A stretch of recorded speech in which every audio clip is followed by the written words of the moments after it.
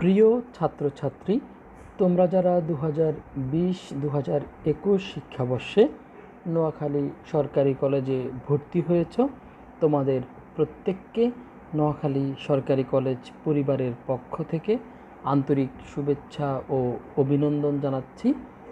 প্রিয় ছাত্রছাত্রী, তোমরা ইতিমধ্যে জেনেছ নোয়াখালী সরকারি কলেজে অনলাইন শ্রেণী কার্যক্রম পরিচালিত হচ্ছে।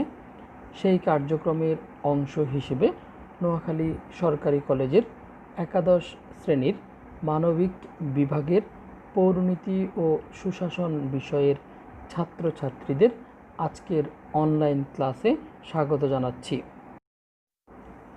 প্রিয় ছাত্রছাত্রী, আজকের অনলাইন পাঠ উপস্থাপনায় তোমাদের সঙ্গে রয়েছি আমি মোহাম্মদ আব্দুল হাই, প্রভাষক, রাষ্ট্রবিজ্ঞান, নোয়াখালী সরকারি কলেজ, নোয়াখালী।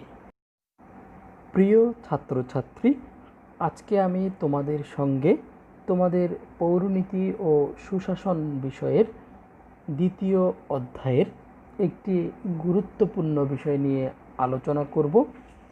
প্রিয় শিক্ষার্থীবৃন্দ, আজকে আমি যে বিষয়টি নিয়ে তোমাদের সঙ্গে আলোচনা করব তা হচ্ছে গুড গভর্নেন্স, অর্থাৎ সুশাসন, legal and institutional structure of good governance, অর্থাৎ সুশাসনের আইনগত ও প্রাতিষ্ঠানিক কাঠামো, importance of establishing good governance, অর্থাৎ সুশাসন প্রতিষ্ঠার গুরুত্ব। প্রিয় ছাত্রছাত্রী, বর্তমানে সুশাসন বা গুড গভর্নেন্স একটি বহুল ব্যবহৃত শব্দ। সুশাসন ধারণাটি সম্প্রতি রাষ্ট্রবিজ্ঞান, লোক প্রশাসন ও উন্নয়ন ব্যবস্থাপনায় ব্যাপকভাবে ব্যবহৃত হচ্ছে। উন্নয়নের পূর্বশর্ত হিসেবে সুশাসনকে বিবেচনা করা হয়। মূলত সুশাসন উন্নয়ন প্রক্রিয়াকে ত্বরান্বিত করে। এ কারণে সুশাসন ধারণাটি গণতন্ত্র, সুশীল সমাজ, সামাজিক ও টেকসই উন্নয়নের আলোচনায় উল্লেখযোগ্য স্থান দখল করে আছে। সুশাসন হলো এমন এক শাসন ব্যবস্থা যেখানে রাষ্ট্রের জনসম্পদের সুষ্ঠু ব্যবহারের মাধ্যমে উন্নত নাগরিক সেবাদান কার্যক্রমের নিশ্চয়তা বিধান করা যায়। গণতান্ত্রিক শাসন ব্যবস্থায় সুশাসন অনেকাংশে নির্ভর করে শাসন ব্যবস্থায় সর্বস্তরের জনগণের অংশগ্রহণ, সরকারের কার্যক্রমের জবাবদিহিতা এবং স্বচ্ছতার উপর। প্রিয় ছাত্রছাত্রী, সাধারণভাবে গভর্নেন্স বলতে বোঝায় জাতীয় কার্যক্রম ও ব্যবস্থাপনায় রাজনৈতিক ক্ষমতার ব্যবহার। সাম্প্রতিক সময়ে গভর্নেন্স বলতে বোঝায় স্থিতিশীল রাজনৈতিক পরিবেশ সৃষ্টি, অর্থনৈতিক প্রবৃদ্ধি, গণতন্ত্র বিকেন্দ্রীকরণ, রাষ্ট্রীয় কর্মকাণ্ডে নারী পুরুষের সমান অংশীদারিত্ব, রাষ্ট্রীয় সম্পদ ব্যবস্থাপনা, সামাজিক উন্নয়ন এবং সর্বোপরি মানব কল্যাণ ও টেকসই উন্নয়ন নিশ্চিত করে। অধ্যাপক মাহবুবুর রহমান গভর্নেন্স সম্পর্কে বলেছেন, governance is such a concept where authorities exercise for the organizational management of sustainable development, অর্থাৎ শাসন হলো এমন একটি প্রত্যয় যেখানে কর্তৃপক্ষ টেকসই উন্নয়নের জন্য সুসংগঠিত ব্যবস্থাপনা অনুশীলন করে। প্রিয় ছাত্রছাত্রী, গভর্নেন্স হলো রাষ্ট্রীয় ব্যবস্থায় রাজনৈতিক, অর্থনৈতিক ও প্রশাসনিক কর্তৃত্ব অর্জন, ব্যবহার ও ব্যবস্থাপনা। বিশ্বব্যাংক গভর্নেন্স এর 3টি স্বতন্ত্র দিক উল্লেখ করেছে। 1. The form of the political regime, অর্থাৎ রাজনৈতিক ব্যবস্থার ধরন। 2. The process by which authority is exercised in the management of a country's economic and social resources for development, অর্থাৎ উন্নয়নের জন্য একটি দেশের রাজনৈতিক, সামাজিক ও অর্থনৈতিক সম্পদ ব্যবস্থাপনায় কর্তৃপক্ষের ক্ষমতা প্রয়োগের প্রক্রিয়া। 3. The capacity of governments to design, formulate and implement policies and discharge function, অর্থাৎ নীতিমালার পরিকল্পনা প্রণয়ন ও বাস্তবায়ন এবং কার্যক্রম পরিচালনার ক্ষেত্রে সরকারের সক্ষমতা। প্রিয় ছাত্রছাত্রী, শাসনের সাথে সুপ্রত্যয়টি যুক্ত হয়ে সুশাসন শব্দটি সৃষ্টি হয়েছে। তোমরা পূর্বেই জেনেছ, সুশাসন বিশ্বব্যাংকের দ্বারা উদ্ভাবিত এবং অগ্রসরমান একটি ধারণা। সুশাসনের লক্ষ্য হল সামাজিক, অর্থনৈতিক, রাজনৈতিক, সাংস্কৃতিক ও পরিবেশগত তথা সার্বিক উন্নয়ন। জাতিসংঘের সাবেক মহাসচিব কোফি আনান বলেন, good governance is ensuring respect for human rights and the rule of law, strengthening democracy, promoting transparency and capacity in public administration, অর্থাৎ সুশাসন মানবাধিকার ও আইনের শাসনের প্রতি শ্রদ্ধা নিশ্চিত করে, গণতন্ত্রকে শক্তিশালী করে এবং লোক প্রশাসনের স্বচ্ছতা ও সক্ষমতা প্রবর্তন করে। প্রিয় ছাত্রছাত্রী, জাতিসংঘের উন্নয়ন প্রোগ্রাম ইউএনডিপি টেকসই মানবিক উন্নয়নের রিপোর্টে সুশাসনের কতগুলো বৈশিষ্ট্য উল্লেখ করেছে। সেগুলো হলো: 1. পার্টিসিপেশন বা অংশগ্রহণ। 2. রুল অফ ল বা আইনের শাসন। 3. ট্রান্সপারেন্সি বা স্বচ্ছতা। 4. রেসপন্সিভনেস বা সংবেদনশীল। 5. কনসাসনেস ওরিয়েন্টেড বা ঐকমত্য। 6. ইকুইটি বা সমতা। 7. ইফিসিয়েন্সি বা দক্ষতা। 8.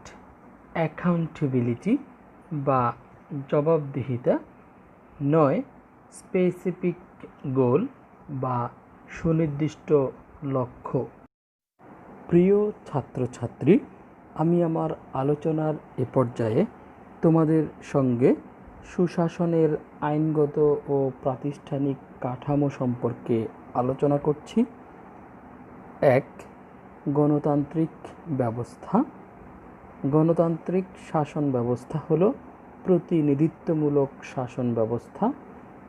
এই শাসন ব্যবস্থার সব স্তরই জনগণের নির্বাচিত প্রতিনিধিদের মাধ্যমে পরিচালিত হয়। এতে জনগণের ক্ষমতায়ন ঘটে। জনগণের দ্বারা নির্বাচিত গণতান্ত্রিক সরকার জনগণের নিয়ন্ত্রণে থেকে জনগণের কল্যাণ সাধনে ভূমিকা রাখে। 2. জনগণের সার্বভৌমত্ব। গণতান্ত্রিক শাসন ব্যবস্থায় জনগণই শাসন ব্যবস্থার প্রাণ। রাষ্ট্রের সার্বভৌম ক্ষমতার উৎস জনগণ। সুশাসনে শাসন ব্যবস্থার নিয়ন্ত্রণ এবং জনগণের জন্যই শাসন ব্যবস্থা পরিচালিত হয়। তাই জনগণের সার্বভৌম ক্ষমতার স্বীকৃতি সুশাসনের জন্য জরুরি। 3. আইনের শাসন। আইনের শাসন ছাড়া রাষ্ট্রে স্বেচ্ছাচারিতা বিরাজ করে।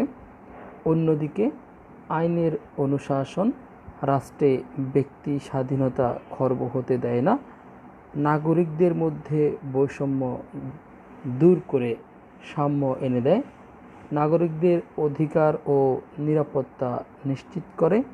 এজন্যই সুশাসন প্রতিষ্ঠার অপরিহার্য উপাদান হলো আইনের শাসন। 4. শাসন বিভাগের দায়বদ্ধতা। রাষ্ট্রে সুশাসন কায়েম করতে হলে জনগণের কাছে শাসন বিভাগের দায়বদ্ধতা নিশ্চিত করতে হবে। 5. বিচার বিভাগের স্বাধীনতা। সরকারের 3টি বিভাগের মধ্যে বিচার বিভাগ সবচেয়ে মর্যাদাপূর্ণ বিভাগ। স্বাধীন বিচার বিভাগ ছাড়া ন্যায় বিচার প্রতিষ্ঠা করা অসম্ভব। প্রিয় ছাত্রছাত্রী, সুশাসনের আইনগত ও প্রাতিষ্ঠানিক কাঠামোর আরেকটি গুরুত্বপূর্ণ কাঠামো হচ্ছে কার্যকর আইন বিভাগ।